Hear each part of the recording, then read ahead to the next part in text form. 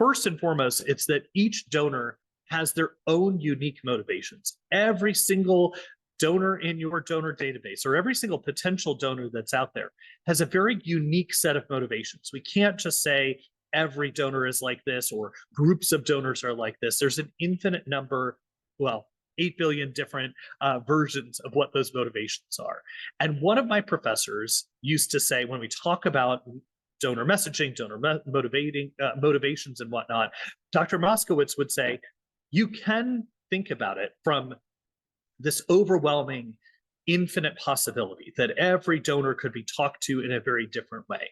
But the reality is that's not actually helpful. For most of our organizations, unless you have only a handful of donors, it's not really possible to write a specific appeal to every single donor and to cater every experience to every specific person.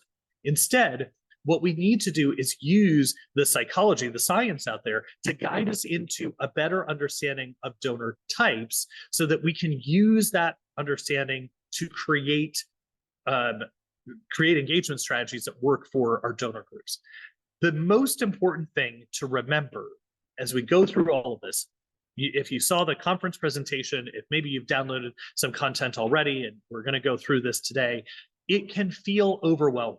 It can feel like there's a lot to do. And I'm going to spend some time on that at the end here. But I want to start out by saying any small change that you affect later today, tomorrow, any small change that you affect in understanding and being more curious in trying to figure out this puzzle, they're going to lead to much bigger results, much more significant results for your organization, which is going to lend itself to even better fundraising revenue, even longer engagement, and ultimately into donors perpetuating themselves. And that's what I hope for all of you.